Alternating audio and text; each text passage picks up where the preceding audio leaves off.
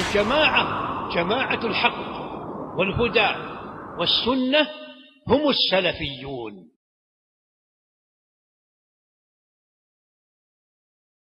بسم اللہ الرحمن الرحیم.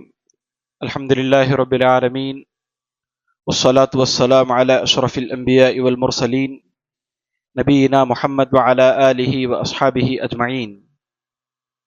قال المؤلف رحمہ اللہ: باب ما جاء من التغلیظ فی من عبد اللہ عند قبر رجل صالح فکیف اذا عبدہ. حاضرین مجلس، اس سے پہلے کے درس میں ہم لوگوں نے شرک کا ایک بنیادی سبب نیک صالح بزرگ لوگوں کی شان میں غلو کرنا، ان کی تعظیم میں غلو کرنا، یا پھر انبیاء علیہم الصلاۃ والسلام یا اللہ کے علاوہ جن کو بھی اللہ کے ساتھ غلو کر کے ان کی حیثیت سے، ان کے مرتبے سے بڑا کر کے اللہ کے برابر کھڑا کر دیا جاتا ہے، اس تعلق سے سنا تھا. آج کے درس میں باب باندھے ہیں محمد بن عبد الوہاب رحمۃ اللہ علیہ: کسی بھی بزرگ کی قبر کے پاس بیٹھ کر کے عبادت کرنا یہ سنگین جرم ہے، چہ جائے کہ خود اس نیک صالح مدفون شخص کی عبادت کی جائے. باب کا مطلب یہ ہے کہ قبروں کے پاس بیٹھ کر کے عبادت اللہ ہی کی کرنا، اس قبر میں موجود شخص کی عبادت نہیں، عبادت اللہ ہی کی کرنا، لیکن اس آدمی کی قبر کے پاس بیٹھ کر کے کرنا ایک سنگین جرم ہے. عبادت اللہ کی ہو اور غیر اللہ کی قبر کے پاس ہو تو یہ سنگین جرم ہے. اب اگر ایک شخص عبادت بھی اسی شخص کی کرنے لگے، دعا بھی اس سے کرنے لگے، سجدہ بھی اس کے لیے کرنے لگے، تو آپ غور کریں یہ کس قدر سنگین جرم ہوگا. آج آپ دیکھے ہوں گے یہ بات بالکل عام ہے کہ قبروں کو پختہ بنایا جاتا ہے. قبرستان کا آپ جائزہ لیں تو ایسی صورت میں ایسے نظر آتا ہے کہ یہاں پر کوئی جینے والی زندگی گزارنے والی بستی ہے، یہاں لوگ جینے والے رہتے ہیں، ایسا نظر آتا ہے. قبروں کو پختہ بنانا، قبروں پر گھر بنانا، محلات بنانا، ایسے چوکیاں یا ایسی مزارات بنانا جس کو لگتا ہے کہ یہاں پر آبادی آباد ہے، یہ عام ہے، یہ اسی کی ایک شکل ہے. اسی کی تردید کے لیے، اسی کی اصلاح کے لیے محمد بن عبد الوہاب رحمۃ اللہ علیہ یہ باب باندھے ہیں. اور سب سے پہلی روایت جو آپ نے بطور دلیل پیش کی ہے بخاری اور مسلم کی روایت ہے.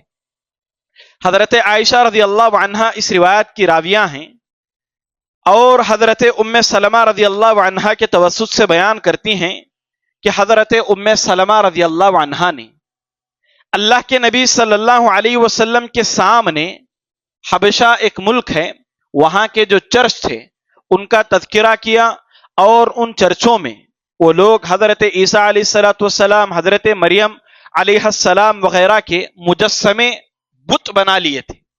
ام سلمہ نے اس بات کا تذکرہ اللہ کے نبی صلی اللہ علیہ وسلم کے پاس کیا تو اللہ کے نبی صلی اللہ علیہ وسلم نے فرمایا: اولئک اذا مات فیہم الرجل الصالح، یہ ایسے لوگ ہیں کہ جب ان میں کے نیک لوگ وفات پا جاتے ہیں، مر جاتے ہیں، او العبد الصالح، نیک لوگ یا نیک بندے وفات پا جاتے ہیں تو کیا کرتے ہیں یہود و نصارہ؟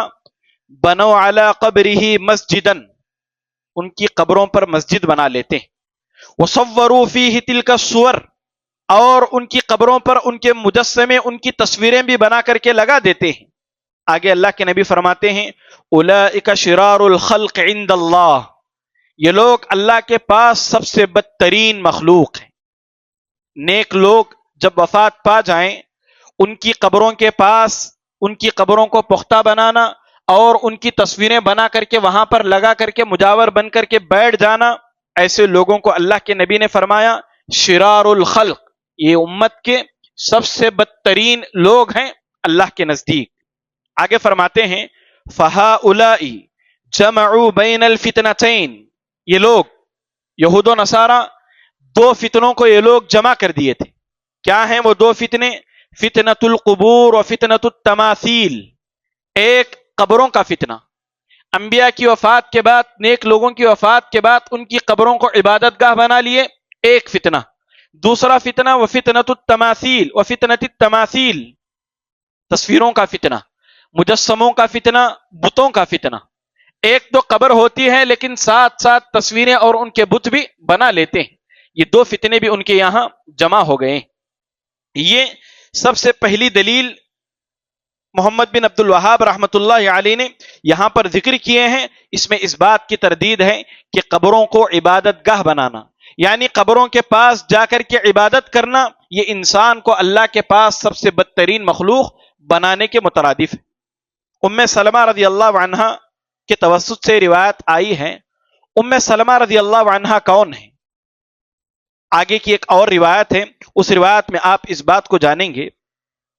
ام سلمہ رضی اللہ عنہا سے بھی یہ روایت مروی ہے، اور ام حبیبہ رضی اللہ عنہا سے بھی بعض دوسری روایتوں میں یہ بات مروی ہے۔ ام سلمہ اور ام حبیبہ رضی اللہ عنہما اللہ کے نبی صلی اللہ علیہ وسلم کی بیویاں، دونوں اللہ کے نبی صلی اللہ علیہ وسلم کی بیویاں امہات المؤمنین ہیں، اور ان دونوں کو ایک فضیلت یہ حاصل ہے کہ دو ہجرتیں انہوں نے کی۔ ایک ہجرت اپنے ایمان کی حفاظت کے لیے مکہ کو چھوڑ کر کے حبشہ کی طرف گئے، اور جب حالات سازگار ہو گئے تو واپس مدینے کی طرف ہجرت کیے۔ وہاں حبشہ میں رہتے وقت ام سلمہ اور ام حبیبہ رضی اللہ عنہما نے دیکھا تھا کہ عیسائیوں کے چرچ ہیں اور ان چرچوں میں قبریں ہیں، اور وہاں پر یہ لوگ تصویریں اور بت وغیرہ بنا لیے ہیں۔ اس کا تذکرہ انہوں نے اللہ کے نبی کے پاس کیا تو اللہ کے نبی صلی اللہ علیہ وسلم نے بطور تنبیہ فرمایا یہ اس امت کے سب سے بدترین لوگ ہیں۔ بعض روایتوں سے یہ بات بھی معلوم ہوتی ہے کہ اللہ کے نبی نے یہ بات، یعنی ام سلمہ رضی اللہ عنہا کی اس روایت سے متعلق اس وقت آپ نے فرمایا تھا جب آپ موت کے قریب تھے، آپ کی زندگی کے آخری ایام تھے، اس موقع پر اللہ کے نبی صلی اللہ علیہ وسلم نے یہ بات بیان فرمائی۔ ام سلمہ رضی اللہ عنہا کے حوالے سے یہ بات بھی مشہور ہے کہ آپ پہلے ابو سلمہ رضی اللہ عنہ کے نکاح میں تھی، ابو سلمہ رضی اللہ عنہ کا انتقال ہو گیا، اللہ کے نبی صلی اللہ علیہ وسلم ان کی تعزیت کے لیے آئے، دیکھا کہ ام سلمہ رضی اللہ عنہا رو رہی ہیں۔ اللہ کے نبی صلی اللہ علیہ وسلم نے انہیں دیکھ کر کے کہا مت رو، صبر کرو اور یہ دعا پڑھو، اللہم اجرنی فی مصیبتی واخلف لی خیرا منہا، اے اللہ اس مصیبت کا مجھے اجر عطا فرما، اور جو چیز مجھ سے چھن گئی ہے اس سے بہتر چیز عطا فرما۔ یہ دعا اللہ کے نبی نے حضرت ام سلمہ کو سکھائی۔ ام سلمہ رضی اللہ عنہا نے اللہ کے نبی سے کہا اے اللہ کے نبی، کیا ابو سلمہ سے بھی بہتر میرا کوئی اور شوہر ہو سکتا ہے؟ اس میں یہ بات ہے کہ جو چیز مجھ سے چھن گئی ہے اس سے بہتر چیز مجھے عطا فرما، میرا شوہر چلا گیا ہے، اس سے بہتر شوہر کوئی اور میرے لیے ہو سکتا ہے؟ آگے چل کر کے ام سلمہ رضی اللہ عنہا کا نکاح اللہ کے نبی صلی اللہ علیہ وسلم سے ہو گیا اس دعا کی برکت کی وجہ سے۔ تو یہ ام سلمہ رضی اللہ عنہا ہیں، انہوں نے حبشہ کے چرچوں کا تذکرہ کیا تو اللہ کے نبی صلی اللہ علیہ وسلم نے ان کے متعلق یہ بات بیان فرمائی۔ اس کے بعد ایک اور دلیل جو محمد بن عبد الوہاب رحمۃ اللہ علیہ نے ذکر کی ہے، بخاری اور مسلم ہی کی روایت ہے، ام المؤمنین حضرت عائشہ رضی اللہ عنہا ہی اس کی بھی راویہ ہیں، فرماتی ہیں جب اللہ کے نبی صلی اللہ علیہ وسلم پر موت کے علامات ظاہر ہو گئے، یعنی انسان جب مرنے کے قریب ہوتا ہے تو بسا اوقات کچھ علامتیں ظاہر ہوتی ہیں جس سے متعلق جاننے والے جانتے ہیں کہ اب یہ صحت یاب نہیں ہو سکتا۔ عموماً ایسی علامات ظاہر ہونے کے بعد انسان انتقال کر جاتا ہے، ایسی علامات اللہ کے نبی صلی اللہ علیہ وسلم پر ظاہر ہو گئی تھی۔ آپ بار بار ایک چادر اپنے چہرے پر اوڑھ لیتے اور تکلیف کے سبب پھر اس چادر کو آپ نکال لیتے۔ سکرات کا عالم تھا، آپ بہت زیادہ تکلیف میں تھے، چادر اوڑھ رہے تھے، نکال رہے تھے۔ اس موقع پر اللہ کے نبی صلی اللہ علیہ وسلم اپنے صحابہ کو جو وہاں پر موجود تھے فرماتے ہیں لعنت اللہ علی الیہود والنصارى اتخذوا قبور انبیائہم مساجدہ، یہود و نصارہ پر اللہ کی لعنت ہو، ان لوگوں نے انبیاء کی قبروں کو مسجد گاہ بنا لیا۔ موت کا وقت ہے ام المؤمنین حضرت عائشہ وہاں پر ہیں رضی اللہ عنہا، صحابہ موجود ہیں، وہاں پر یہود و نصارہ موجود نہیں ہیں، لیکن اللہ کے نبی وہاں پر یہود و نصارہ پر لعنت بھیج کر کے صحابہ کو یہ تنبیہ کر رہے ہیں کہ میری موت کا وقت قریب ہے۔ یہود و نصارہ کے انبیاء وفات پاتے تو وہ اپنے نبی کی قبر کو عبادت گاہ بنا لیتے، میری جب وفات ہو جائے تو تمہارے لیے تنبیہ ہے کہ تم میری قبر کو عبادت گاہ نہ بنانا۔ قبروں کے پاس عبادت کرنا حرام ہے، گرچہ آپ قبر کے پاس اللہ ہی کی عبادت کریں، لیکن قبر کے پاس جا کر کے کوئی بندہ کوئی بھی نیک کام کرتا ہے یا عبادت کرتا ہے تو شریعت کی نظر میں یہ کام حرام ہے، یہ شرک کا سب سے بڑا ذریعہ ہے، شرک کا سب سے بڑا ذریعہ ہے۔ آج لوگ جا کر کے وہاں پر اللہ ہی کی عبادت کر رہے ہیں، ایک موقع آئے گا کہ قبر میں دفن لوگوں کے لیے ہی عبادت کرنے کے لیے لگ جائیں گے۔ مسند احمد کی روایت ہے، حضرت عمر رضی اللہ عنہ، اور بخاری میں بھی یہ روایت تعلیقاً مذکور ہے، حضرت عمر رضی اللہ عنہ نے دیکھا کہ حضرت انس رضی اللہ عنہ نماز پڑھ رہے ہیں اور وہاں پر قبر ہے۔ حضرت عمر رضی اللہ عنہ نے پکار کر کے کہا القبر القبر، قبر قبر، ایسے تنبیہ کرتے ہوئے حضرت عمر رضی اللہ عنہ نے حضرت انس کو پکارا کہ یہاں پر قبر ہے، نماز مت پڑھو۔ کوئی بھی خطرہ ہم دیکھتے ہیں تو بہت زیادہ تفصیل کے بجائے جو خطرہ ہوتا ہے اسی کا نام لیتے ہیں۔ ایک آدمی گزر رہا ہے، سانپ وہاں پر موجود ہے تو چلانے لگتے ہیں کہ سانپ سانپ وہاں پر موجود ہے۔ ٹھیک اسی طرح حضرت عمر رضی اللہ عنہ حضرت انس رضی اللہ عنہ کو دیکھا کہ وہ قبر کے پاس نماز پڑھ رہے تھے تو فرمایا قبر قبر، قبر ہے وہاں پر نماز مت پڑھو۔ قبر کے درمیان ٹہر کر کے، یعنی قبرستان میں درمیان میں ٹہر کر کے نماز پڑھنا، یا جہاں قبریں ہیں وہاں جا کر کے نماز پڑھنا، یا انسان نماز پڑھ رہا ہے سامنے قبریں ہیں، ان تمام جگہوں پر نماز پڑھنا باطل ہے، حرام ہے، جائز نہیں ہے۔ ایسی جگہوں پر نماز پڑھنے سے اللہ کے نبی صلی اللہ علیہ وسلم نے منع کیا۔ اللہ کے نبی فرماتے ہیں لا تجلسوا علی القبور، قبروں پر مت بیٹھو، ولا تصلی الیہا، اور نہ ہی قبروں کی طرف رخ کر کے تم نماز پڑھو۔ اللہ کے نبی صلی اللہ علیہ وسلم نے اس سے منع کیا ہے۔ ایک اور روایت، تیسری دلیل جو محمد بن عبد الوہاب رحمۃ اللہ علیہ ذکر کرتے ہیں، صحیح مسلم کی روایت ہے، حضرت عبداللہ بجلی رضی اللہ عنہ اس کے راوی ہیں، فرماتے ہیں اللہ کے نبی صلی اللہ علیہ وسلم کی وفات سے 5 دن پہلے، اللہ کے نبی کی وفات سے 5 دن پہلے میں نے اللہ کے نبی صلی اللہ علیہ وسلم کو یہ فرماتے ہوئے سنا انی ابرأ الی اللہ ان یکون لی منکم خلیل، میں اس بات سے برات کا اعلان کرتا ہوں کہ تم میں سے کوئی میرا دوست ہے۔ اللہ کے نبی صلی اللہ علیہ وسلم اللہ کے خلیل ہیں۔ حضرت ابراہیم علیہ السلام اور اللہ کے نبی صلی اللہ علیہ وسلم یہ دونوں اللہ کے خلیل، اللہ کے دوست ہیں۔ دنیا میں اللہ کے نبی صلی اللہ علیہ وسلم نے کسی کو دوست نہیں بنایا۔ فرماتے ہیں اللہ کے نبی صلی اللہ علیہ وسلم فإن اللہ قد اتخذنی خلیلا، اللہ نے مجھے دوست بنایا، کما اتخذ ابراہیم خلیلا، جیسا کہ اللہ نے ابراہیم علیہ السلام کو خلیل بنایا۔ وَلَوْ كُنْتُ مُتَّخِذًا مِّنْ أُمَّتِي خَلِيلًا لَاتَّخَذْتُ أَبَا بَكْرَ خَلِيلًا، اگر میں میری امت میں کسی کو اپنا دوست بناتا تو کسے بناتا؟ ابو بکر کو بناتا، لیکن اللہ کے نبی صلی اللہ علیہ وسلم نے نہیں بنائے۔ پھر آگے یہی ہمارے باب سے متعلق ہے، فرماتے ہیں الا، خبردار، وَإِنَّ مَنْ كَانَ قَبْلَكُمْ كَانُوا يَتَّخِذُونَ قُبُورَ أَنْبِيَائِهِمْ مَسَاجِدًا، تم سے پہلے کی امتوں میں جو لوگ تھے وہ اپنے نبیوں کی قبروں کو عبادت گاہ بنا لیتے تھے۔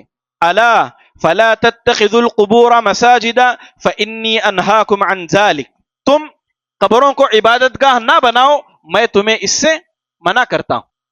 اللہ کے نبی قبروں کو عبادت گاہ بنانے سے منع فرماتے ہیں۔ ایک موقع پر اللہ کے نبی صلی اللہ علیہ وسلم نے حضرت علی رضی اللہ عنہ کو بھیجا کہ جاؤ، ایک قبر بھی ایسی ہو جو 1 بالش سے زیادہ ہو تو اس قبر کو برابر کر دو اور اس کو 1 بالش کر دو، اگر اونچی ہے، وہاں پر عمارت بنی ہوئی ہے یا بڑے بڑے پتھر لگے ہوئے ہیں، ان تمام کو گرا دو، 1 بالش اس قبر کو تم کر دو۔ اللہ کے نبی صلی اللہ علیہ وسلم نے یہ بات بھیجی۔ آپ غور کریں، اللہ کے نبی کی وفات سے 5 دن پہلے کی بات ہے، اللہ کے نبی صلی اللہ علیہ وسلم اس دنیا کو چھوڑنے والے ہیں۔ ایسے موقع پر اللہ کے نبی صلی اللہ علیہ وسلم امت کو تنبیہ کرتے ہوئے، امت کی بھلائی کے لیے، امت کو شرک سے ڈراتے ہوئے، ایسے موقع پر اپنی تکلیف کو بھول کر، اپنے جو بھی تکالیف سکرات تھے اس کو بھول کر کے امت کو آگاہ کر رہے ہیں کہ کبھی بھی نیک لوگ جو وفات پا جائیں یا انبیاء وفات پا جائیں تو ان کی قبروں کو ہرگز ہرگز عبادت گاہ مت بنانا۔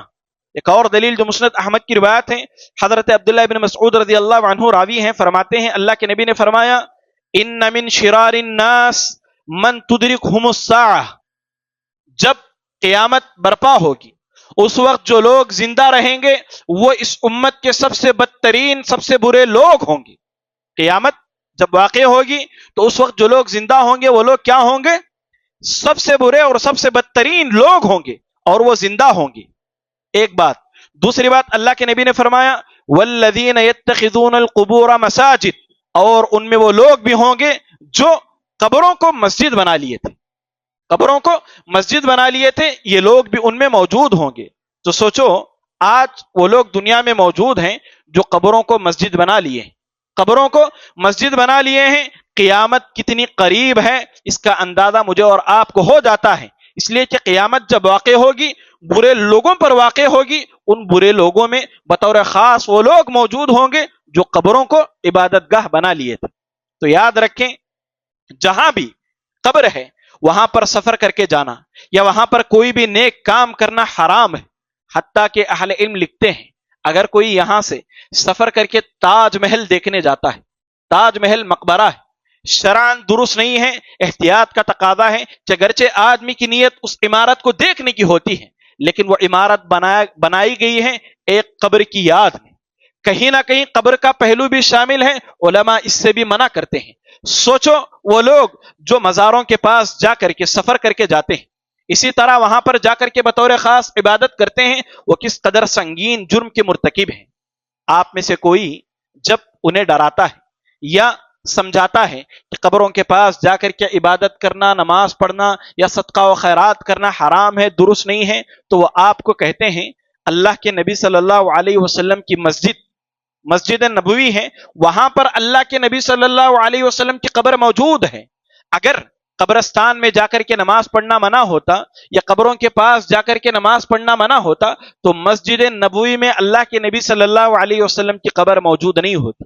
حتیٰ کہ یہ بھی دعویٰ کرتے ہیں کہ مسجد نبوی کو جو فضیلت ہے وہ وہاں پر اللہ کے نبی صلی اللہ علیہ وسلم کی قبر ہونے کی وجہ سے، نعوذ باللہ۔ اس کی بھی وضاحت ہم جاننے کی کوشش کریں گے۔ وہ جو ان کا دعویٰ ہے کہ مسجد نبوی کو فضیلت حاصل ہے وہاں پر اللہ کے نبی کی قبر ہونے کی وجہ سے، یہ دعویٰ باطل ہے، جھوٹا ہے۔ کیوں؟ اس لیے کہ یہ فضیلت اس وقت سے ثابت ہے جب اللہ کے نبی صلی اللہ علیہ وسلم زندہ تھے۔ اگر قبر کی وجہ سے فضیلت ہوتی تو یہ فضیلت اللہ کے نبی کے انتقال کے بعد ہوتی، جبکہ یہ فضیلت اللہ کے نبی کی زندگی ہی میں اللہ کے نبی صلی اللہ علیہ وسلم نے سنائی۔ دو وجوہات سے مساجد کو، قبروں کو مسجد بنا لیا جاتا ہے، دو باتوں کی وجہ سے، یعنی دو طریقے سے مسجد کو قبر کو مسجد بنایا جاتا ہے۔ ایک، یا تو پہلے سے وہاں پر قبر موجود ہوتی ہے اس پر مسجد کو بنایا جاتا ہے، قبر پہلے سے کسی ولی کی، کسی پیر کی، کسی نبی کی موجود ہے، اسی پر مسجد کو تعمیر کر دیا جاتا ہے۔ اگر ایسا ہے کہ پہلے قبر تھی بعد کو مسجد تعمیر کی گئی تو اللہ کے نبی کا حکم ہے ایسی مسجد کو گرا دیا جائے گا، ایسی مسجد کو گرا دیا جائے گا، وہاں نماز پڑھنا درست نہیں ہے، وہاں نماز پڑھیں گے تو قبول نہیں ہوگی۔ اور اگر ایسی مسجد ہے کہ وہاں پر پہلے سے مسجد موجود تھی، بعد میں لے جا کر کے کسی نے وہاں پر قبر کو دفن کر دیا، تو اللہ کے نبی صلی اللہ علیہ وسلم کی احادیث کے مطابق اہل علم کہتے ہیں اس قبر کو وہاں سے نکال کر کے قبرستان میں دفن کرنا ضروری ہے۔ تو دو وجوہات سے قبر کو مسجد بنایا جاتا ہے، پہلے سے قبر ہوتی ہے مسجد بنائی جاتی ہے، یا پھر مسجد پہلے سے ہوتی ہے قبر کو اس میں دفن کیا جاتا ہے۔ یہ دونوں صورتیں اللہ کے نبی صلی اللہ علیہ وسلم کی قبر میں نہیں، نہ ہی اللہ کے نبی کی قبر وہاں پر موجود تھی کہ اس پر مسجد نبوی بنائی گئی، جبکہ مسجد نبوی اللہ کے نبی کی زندگی میں بنائی گئی۔ اور نہ ہی ایسا ہوا کہ مسجد بننے کے بعد اللہ کے نبی کو لے جا کر کے وہاں پر دفن کیا گیا۔ اللہ کے نبی صلی اللہ علیہ وسلم کہاں دفن ہے؟ آپ کی قبر کہاں ہے؟ حضرت عائشہ رضی اللہ عنہا کے حجرے میں آپ کی قبر ہے۔ نہ ہی آپ کی قبر پر مسجد بنائی گئی اور نہ ہی آپ کو لے جا کر کے صلی اللہ علیہ وسلم کو قبر میں دفن کیا گیا۔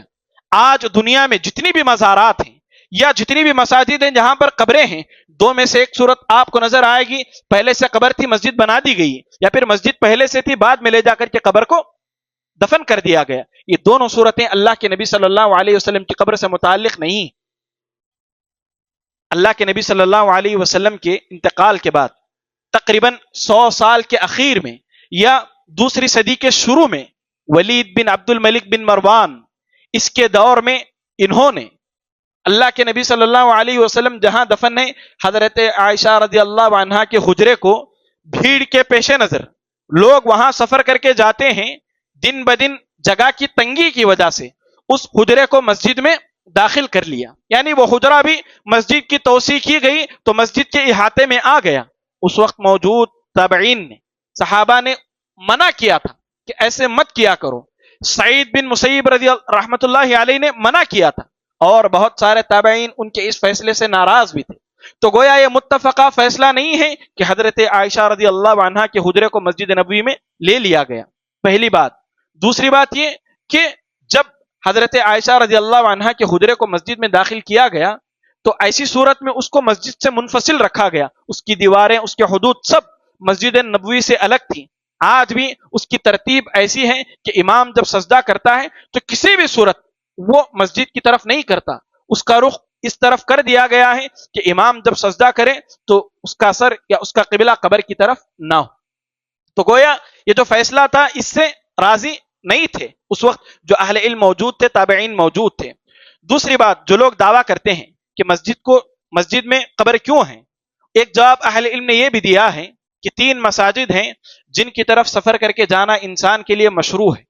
ایک مسجد اقصی جہاں پر نماز پڑھنے کا ثواب 250 نمازیں، ایک کعبۃ اللہ جہاں پر نماز پڑھنے کا ثواب 1,00,000 نمازوں کے برابر، ایک مسجد نبوی جہاں نماز پڑھنے کا ثواب 1000 نمازوں کے برابر۔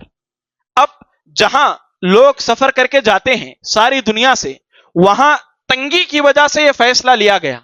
آج دنیا میں جتنی بھی قبریں ہیں اور وہاں مسجدیں ہیں یا انہیں عبادت گاہ بنا لیا گیا ہے، نہ تو وہاں سفر کر کے جانا جائز ہے اور نہ ہی ایسی کوئی حاجت ہے کہ وہ لوگ کہیں بھیڑ بہت زیادہ تھی، لوگ بار بار آتے ہیں اور یہ چیز مشروع ہے جس کی وجہ سے قبر کو مسجد میں شامل کر لیا گیا۔ اس حالت کے پیش نظر وہاں پر ایسے ہوا، اللہ کے نبی نے جب حج کیا تو کتنے صحابہ تھے آپ کے ساتھ؟ مورخین لکھتے ہیں 1,14,000 صحابہ آپ کے ساتھ تھے۔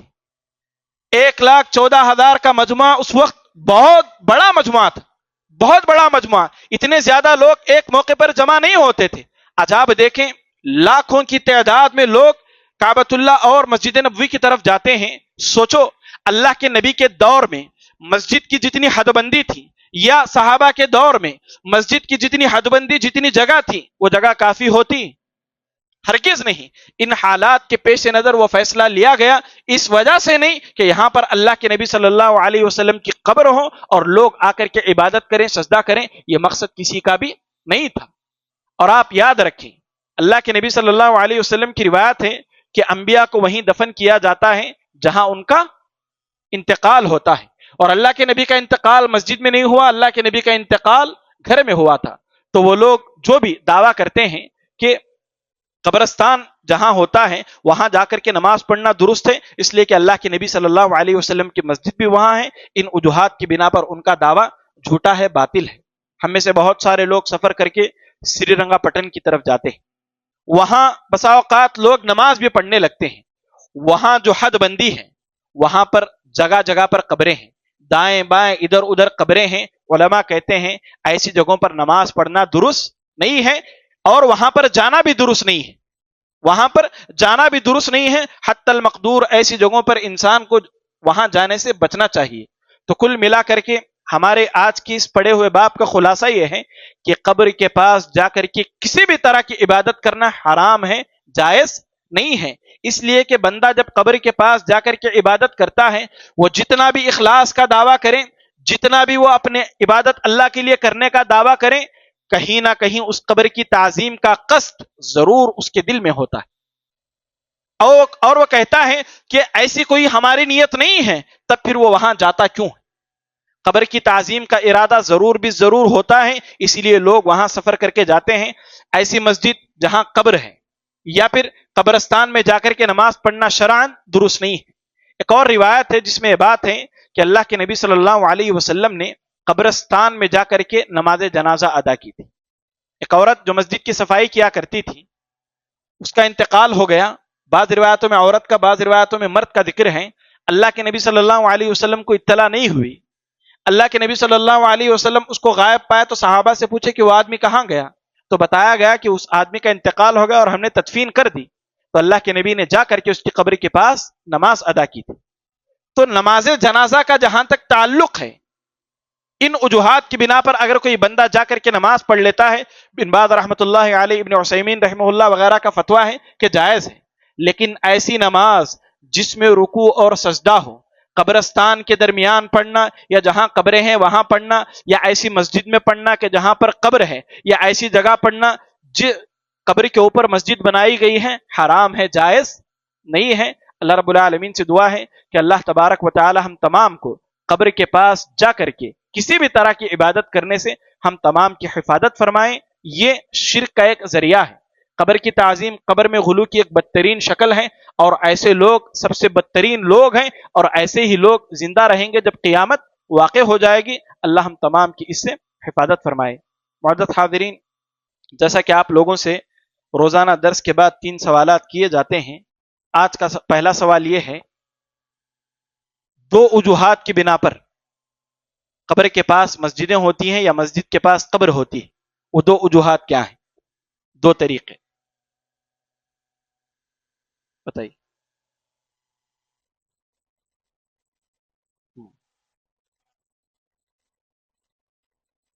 بارک اللہ فیک۔ کیا ہوتا ہے بتائیے آپ بھی۔ پہلے سے مسجد ہے، وہاں پر لے جا کر کے کسی ولی کو دفن کر دیا جاتا ہے، یا پھر کیا ہوتا ہے، پہلے سے قبر موجود ہوتی ہے، بعد میں اسی قبر پر مسجد کو بنا دیا جاتا ہے۔ آج دنیا میں جہاں بھی قبر کے پاس مسجد ہے یا مسجد میں قبر ہے، یہی 2 شکلیں موجود ہیں، جبکہ اللہ کے نبی صلی اللہ علیہ وسلم کی قبر کے متعلق یہ دونوں شکلیں ثابت نہیں ہیں۔ یہ دونوں شکلیں وہاں پر اس طرح وجود میں نہیں آئی تھی۔ بارک اللہ فیک۔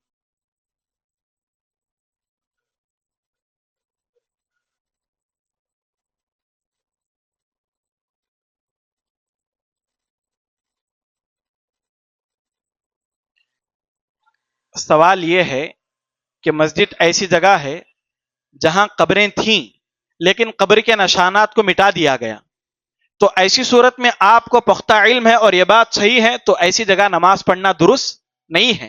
لیکن آپ کو علم نہیں تھا اور ایسے کوئی نشانات بھی نہیں ہیں، آپ نے نماز پڑھ لی، تو اس نماز کو دہرانے کی ضرورت نہیں ہے۔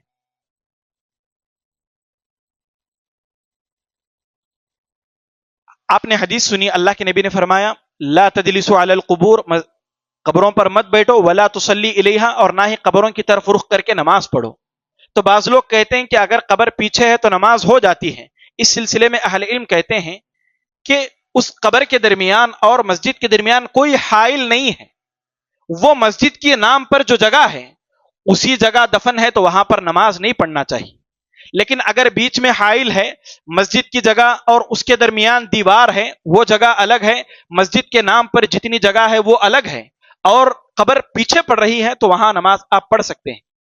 لیکن قبر پیچھے بھی پڑے لیکن وہ وہاں دفن ہے کہ وہ جگہ بھی مسجد ہی کی جگہ ہے، تو وہاں پر بھی نماز پڑھنا درست نہیں ہے، اس لیے کہ مسجد کے نام پر جتنی جگہ وہاں ہے اور اس کا صحن جتنا ہے وہ تمام کا تمام مسجد ہی کے حکم میں ہے۔ جب صفیں بڑھ جاتی ہیں تو وہاں تک بھی لوگ ٹھہرتے ہیں، یہ چیز بھی درست نہیں ہے۔ دوسرا سوال آج کا یہ ہے کہ امہات المؤمنین میں 2 امہات المؤمنین سے روایت منقول ہے، اللہ کے نبی صلی اللہ علیہ وسلم نے منع کیا تھا قبروں کو مساجد بنانے سے، اور یہود و نصارہ پر لعنت کی تھی۔ ان 2 عورتوں امہات المؤمنین رضی اللہ عنہما کا نام کیا ہے؟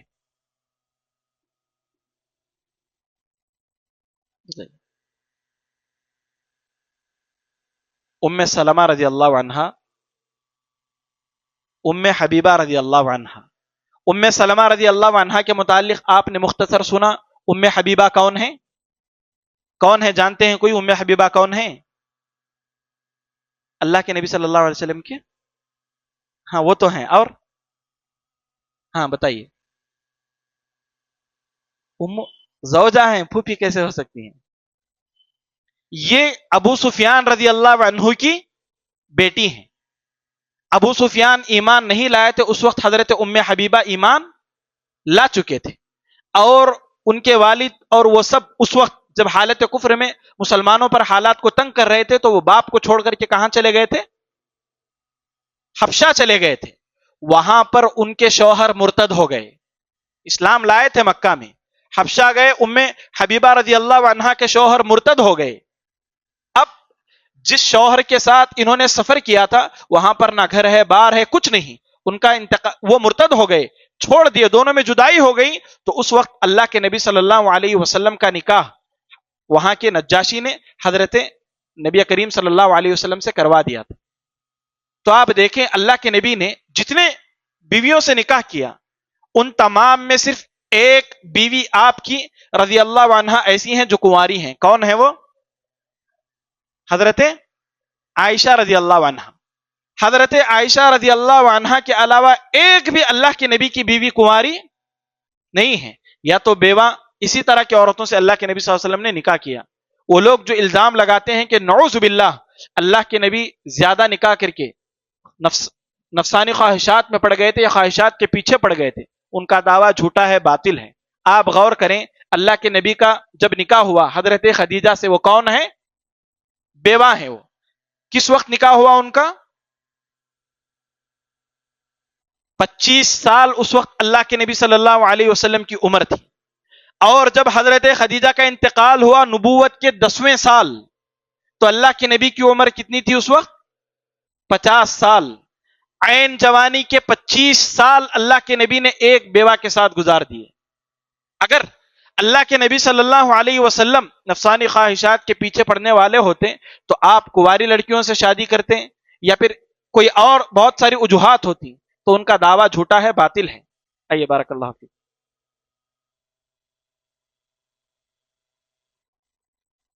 قیامت کن لوگوں پر واقع ہوگی؟ قیامت جب واقع ہوگی وہ دنیا کے سب سے بدترین لوگ ہیں. کن لوگوں پر قیامت واقع ہوگی؟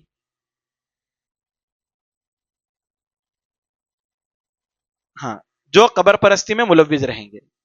ایک اس روایت کو روایت کرنے والے کون ہیں؟ صحابی رسول.